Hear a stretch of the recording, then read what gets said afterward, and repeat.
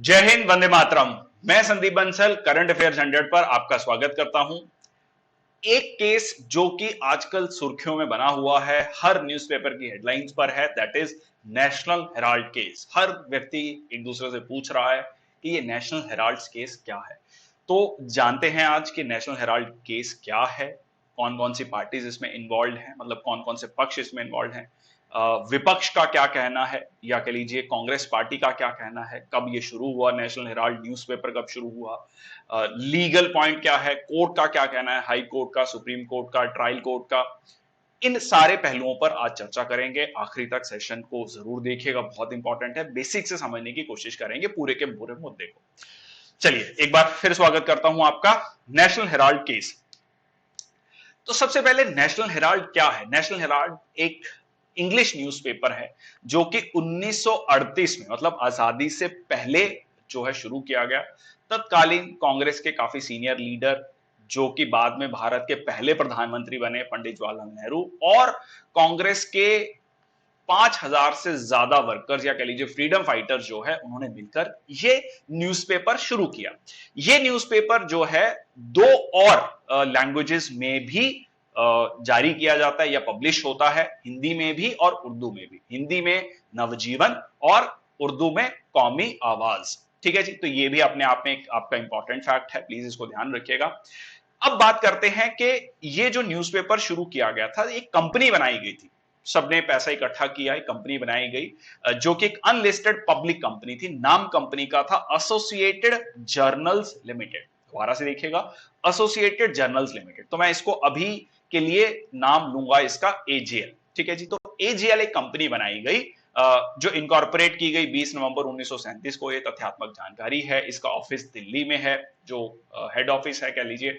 और इंडिपेंडेंस के बाद जब आजादी मिल गई, उसके बाद ये जो न्यूज़पेपर है ये कांग्रेस पार्टी का, या जब मैं कांग्रेस पार्टी बोल रहा हूं तो मैं इंडियन नेशनल कांग्रेस की बात कर रहा हूं, तो इंडियन नेशनल कांग्रेस का ये माउथ पीस या कह लीजिए उनके पक्ष को रखने के लिए लोगों के सामने ये न्यूज़पेपर ने काम किया। ठीक है जी, ये हो गई आपकी एक बैकग्राउंड। आगे चलते हैं। अब फास्ट फॉरवर्ड 2008। अब 2008 से पहले 2004 का चुनाव होता है।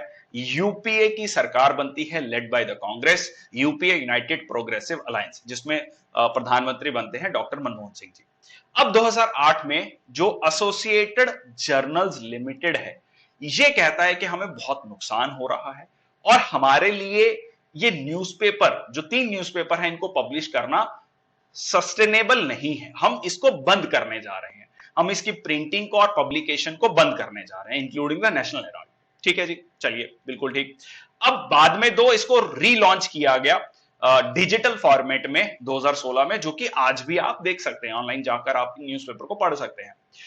अब क्या होता है कि over the period of time, एक बार में नहीं, over the period of time Congress party जो है इस एसोसिएटेड जर्नल्स लिमिटेड को 90 करोड़ का लोन देती है, 90 करोड़ रुपया की सहायता देती है। अब 2008 में जो एजीएल है, एसोसिएटेड जर्नल्स लिमिटेड, कांग्रेस को, अब ये जो 90 करोड़ रुपया लोन लिया, ये इंटरेस्ट फ्री था। अब ये लोन तो इनको चुकाना ही था कांग्रेस को, तो ये इनकी लायबिलिटी हो जाती है 90 करोड़ की टुवर्ड्स द कांग्रेस पार्टी। चलिए आगे चलते हैं। अब 2010 में क्या होता है? 2010 में एक कंपनी बनाई जाती है जिसका नाम होता है यंग इंडियन लिमिटेड, जो कि एक प्राइवेट चैरिटेबल कंपनी है। ये सेक्शन 25 ऑफ कंपनीज एक्ट 1956 के तहत बनाई जाती है। अब बाद में जाकर कंपनीज एक्ट 1956 रिप्लेस हो जाता है कंपनीज एक्ट 2013 से, जो कि ये जो कंपनी है यंग इंडियन लिमिटेड, इस सेक्शन 8 के तहत आती है। ठीक है, अगेन अब क्या कहा गया है इसमें, इस प्राइवेट, देखो नाम क्या है, private charitable company. Charitable company है, चैरिटी करने के लिए, किस चीज के लिए, किस चीज के प्रमोशन के लिए? कॉमर्स, वाणिज्य, साहित्य, चैरिटीज, खेलों के लिए, सामाजिक कल्याण के लिए, इन चीजों को प्रमोट करने के लिए। इसका जो प्रॉफिट भी होगा वो शेयर होल्डर्स को नहीं मिलेगा। अब शेयर होल्डर्स कौन कौन है? इसमें 4 शेयर होल्डर्स हैं, श्रीमती सोनिया गांधी जी, श्री राहुल गांधी जी, जिनके पास 38% शेयर होल्डिंग है, और बाकी जो 24% है, 12% श्री मोतीलाल वोरा जी के पास, और 12% ऑस्कर फर्नांडिस जी के पास। तो ये शेयर होल्डिंग पैटर्न हो गया, यहां पर आप देख सकते हैं 38, 38, 12 और 12। ठीक है जी।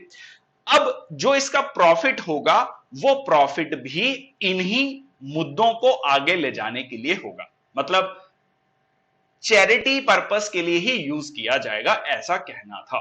ठीक है, आगे चलते हैं। अब ये हो गई सारी की सारी क्रोनोलॉजी।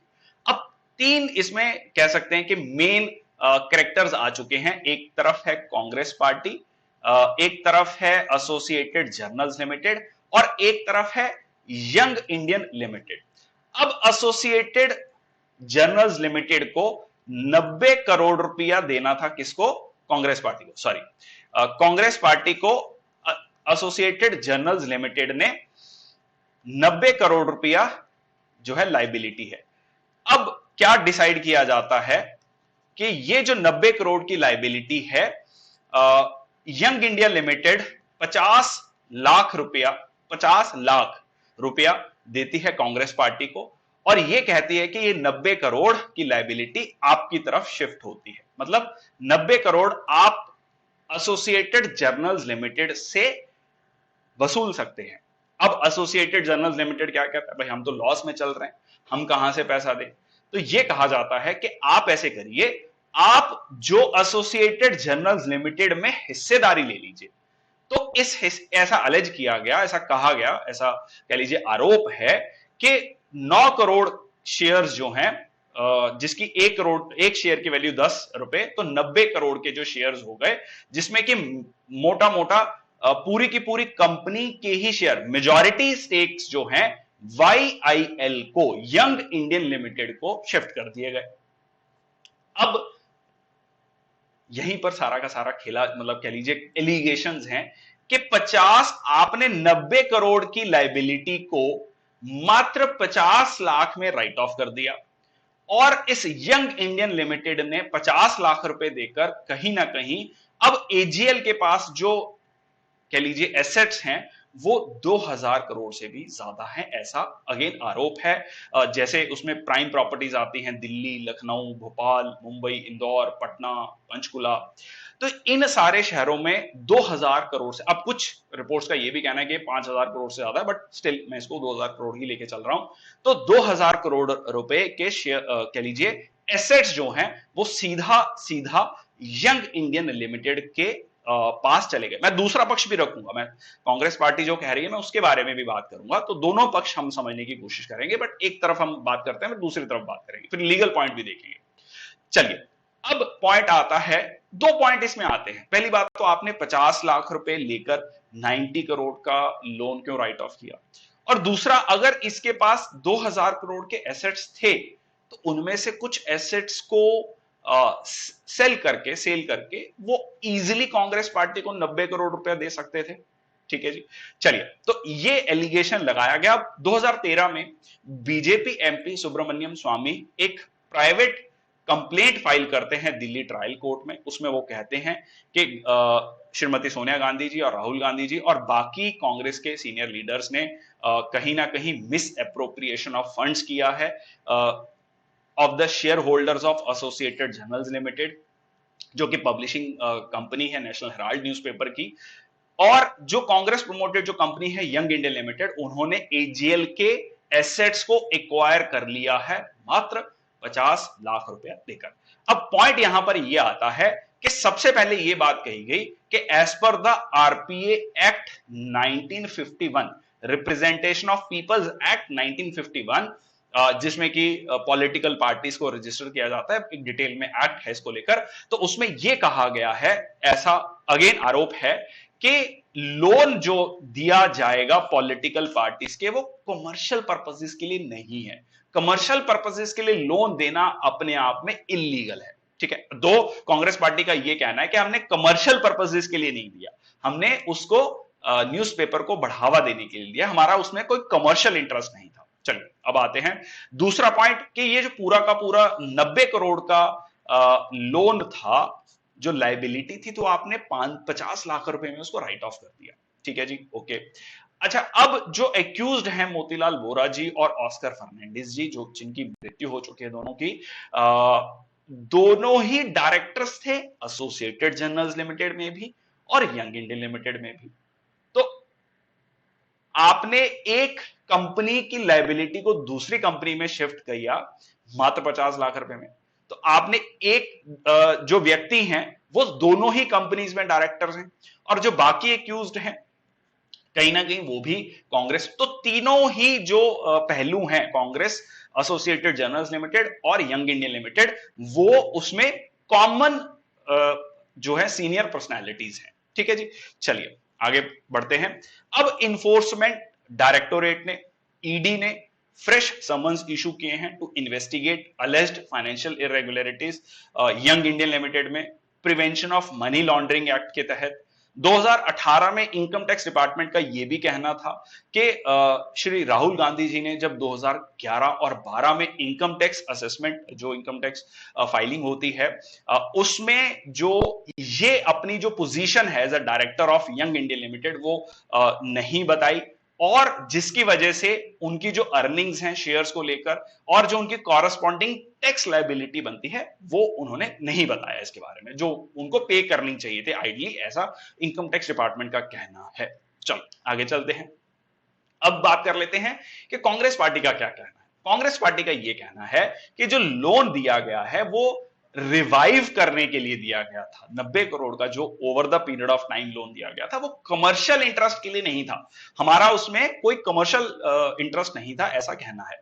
चलिए, अब जो यंग इंडियन लिमिटेड है वो एक चैरिटेबल कंपनी है, और उसका प्रॉफिट जो आएगा भी वो शेयर होल्डर्स में कभी डिवाइड नहीं होगा, क्योंकि प्राइवेट चैरिटेबल कंपनी है। सेक्शन 8 ऑफ कंपनीज एक्ट 2013, ठीक है जी, तो उसका प्रॉफिट कभी भी शेयर होल्डर्स को नहीं मिलेगा। तो इसमें कहीं ना कहीं कोई एम नहीं है प्रॉफिट को सीक करने का। अच्छा, ये कहा गया कि ये पॉलिटिकल वेंडेटा के थ्रू है, कहीं ना कहीं जो सुब्रमण्यम स्वामी जी हैं वो पॉलिटिकली मोटिवेटेड काम कर रहे हैं। अगेन इस कंप्लेंट में ये कहा गया, जो ये कंप्लेंट है इसके बारे में कहा गया कांग्रेस पार्टी के द्वारा। अब यह कहा गया कि जो यंग इंडियन लिमिटेड है, दो इसमें अब एसोसिएटेड जर्नल्स लिमिटेड जो कि 1938 में बनी थी और ये 2010 में बनी थी, दो ये इसके शेयर्स को होल्ड कर रहा है, बट अभी भी एसोसिएटेड जर्नल्स लिमिटेड एक इंडिपेंडेंट कंपनी है, और यही डायरेक्टली नेशनल हेराल्ड को कंट्रोल कर रहा है, और यही प्रिंटिंग और पब्लिश करता है न्यूज़पेपर्स को, जो 3 न्यूज़पेपर्स की मैंने बात करी आपको स्टार्टिंग में। और यही जो है इसमें कोई भी प्रॉपर्टी ट्रांसफर नहीं हुआ है, ये इंडिपेंडेंट एंटिटी है। तो जब कोई पैसा ही ट्रांसफर नहीं हुआ तो मनी लॉन्ड्रिंग कहां से हो गई? तो prevention of money laundering act में मनी ट्रांसफर होनी चाहिए, वो नहीं हुई। बट इसमें एक थोड़ा सा पॉइंट ये आता है कि आप देखिए, एक बड़ी कंपनी है एक छोटी कंपनी को के शेयर्स में मेजॉरिटी स्टेक होल्डर है, और फर्दर वो काम कर रही है। मान लीजिए टाटा ग्रुप है, टाटा ग्रुप की बहुत सारी कंपनीज हैं, एक टीसीएस है, तो टीसीएस कंसल्टेंसी सर्विसेज, तो अब कहीं ना कहीं टाटा ग्रुप की शेयर होल्डिंग उसमें है। तो ये आप कह सकते हैं कि एजी जो YIL है, यंग इंडियन लिमिटेड है, एक बड़ी कंपनी है जो कि मेजॉरिटी स्टेक होल्डर है एसोसिएटेड जर्नल्स लिमिटेड में। तो ये हो गया विपक्ष का पॉइंट हो गया। ठीक है जी, चलिए आगे चलते हैं। अब देख लेते हैं कोर्ट ने क्या कहा। देखिए, जब दिल्ली की एक ट्रायल कोर्ट में ये केस गया तो जो मेट्रोपॉलिटन मजिस्ट्रेट थी गोमती मनोचा जी, उन्होंने कहा कि प्रेमा फेसाई केस बनता है। पहली बार देखने से लगता है कि हां जी, ये पब्लिक मनी कन्वर्ट की गई है पर्सनल यूज के लिए, ताकि बहुत बड़े एसेट्स एसोसिएटेड जर्नल्स लिमिटेड के एक्वायर किए जा सके। अब पब्लिक मनी क्यों? आप कहेंगे कि तो कांग्रेस पार्टी की थी। देखिए, कांग्रेस पार्टी को पैसा किसने दिया? कांग्रेस पार्टी के वर्कर्स ने दिया, अलग अलग लोगों ने दिया जो कि उनकी विचारधारा में विश्वास रखते हैं। तो ये पब्लिक मनी है। तो जैसे मैंने आपको बताया, कहीं ना कहीं रिप्रेजेंटेशन ऑफ पीपल्स एक्ट भी इसको बना जो है प्रतिबंधित करता है कि किसी भी तरीके से कमर्शियल पर्पसेस के लिए इंटरेस्ट नहीं दिया जाएगा, लोन नहीं दिया जाएगा। ठीक है जी, चलिए। और यह भी कहा गया कि कहीं ना कहीं जो कंप्लेंट में जो एक्यूज्ड हैं, उन्होंने मिलकर इस पूरे के पूरे चीज को रचा है in consortium with each other to achieve the said nefarious purpose and design. ठीक है जी, तो कहीं ना कहीं प्राइमा फेसाई केस बनता है, ऐसा कोर्ट का कहना था, ट्रायल कोर्ट का कहना था। अच्छा, अब उनका ये कहना था कि अभी ये समनिंग स्टेज पर हमने सिर्फ समन किया है एक्यूज्ड को, तो वो अपनी बात को रख सकते हैं, अपने फेवर में डॉक्यूमेंट्स दे सकते हैं, विटनेसेस को बुला सकते हैं। ठीक है जी। चलिए, अब उसके बाद ये जाता है केस जो है दिल्ली हाई कोर्ट के पास जाता है। दिल्ली हाई कोर्ट भी ये कहती है कि कोई भी पॉलिटिकल वेंडेटा नहीं है इसमें, ऐसा दिल्ली हाई कोर्ट का कहना था। और ये अपने आप में एक ऐसा केस है जिसमें कि सीधा सीधा एक जो सबसे पुरानी पॉलिटिकल पार्टी है वो उस पर एक कहीं ना कहीं एक उभर कर आता है, एक पॉइंट उभर कर आता है, probity of the party of the Congress national state was under scrutiny. और यह कहा गया कि criminality again prima facie case बनता है to deny the criminality transaction that it felt left lakhs of citizens who donated to the party cheated. कहीं ना कहीं उनको जिन्होंने लाखों लोगों ने पार्टी को जो पैसा दिया है दे आर बीइंग चीटेड, ऐसा देखने में लगता है। अब 2020 में सुब्रमण्यम स्वामी जी दिल्ली हाईकोर्ट पहुंचते हैं और वो कहते हैं कि जो कोर्ट को कि समनिंग ऑफ वेरियस डॉक्यूमेंट्स और विटनेसेस उनको समन किया जाए, और जो नेशनल हेराल्ड केस में है supreme court official, deputy land and development officer, deputy commissioner of income tax, जो भी कंसर्न्ड ऑफिशियल्स है उनको बुलाया जाए, और जो प्रॉपर्टीज भी हैं एसोसिएटेड जर्नल्स लिमिटेड की उनका भी क्या वैल्यू होगी अब लगभग, या उस समय पर क्या वैल्यू होगी उसको भी फाइंड आउट किया जाए, ये कहना था। अब सुप्रीम कोर्ट का क्या कहना है? इसके बाद जो सीनियर लीडर्स हैं वो सुप्रीम कोर्ट भी जाते हैं कि इन जो दिल्ली हाई कोर्ट की प्रोसीडिंग्स हैं उनको क्वैश किया जाए।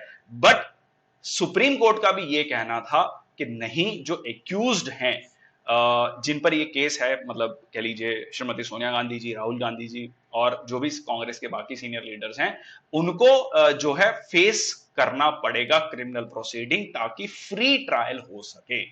ठीक है जी। तो ये था पूरा का पूरा मामला। आई होप आपको समझ आया होगा कि एसोसिएटेड जर्नल्स लिमिटेड क्या है, यंग इंडियन लिमिटेड क्या है और कांग्रेस पार्टी। तो किस तरीके से ट्रांजैक्शंस के बारे में बात की गई है कि 50 लाख रुपया देकर 90 करोड़ के लोन को राइट ऑफ किया गया, उसके बाद कंपनी के शेयर्स को एक्वायर किया गया, जो कि जिस कंपनी के जो एसेट्स हैं अगर अलग अलग शहरों में देखें तो 2000 करोड़ से ज्यादा के बनते हैं। तो ये कुल मिला के पूरा का पूरा केस है, और उसको किस तरीके से कांग्रेस पार्टी ने नेगेट किया या उसका जवाब दिया। ठीक है जी। तो ये था आज का सेशन। कैसा लगा आपको session, please comment section box में जरूर बताइएगा। बहुत बहुत धन्यवाद। अगर आप अभी तक आपने चैनल को सब्सक्राइब नहीं किया है तो please do subscribe the channel. Thank you very much. Please do like and share also.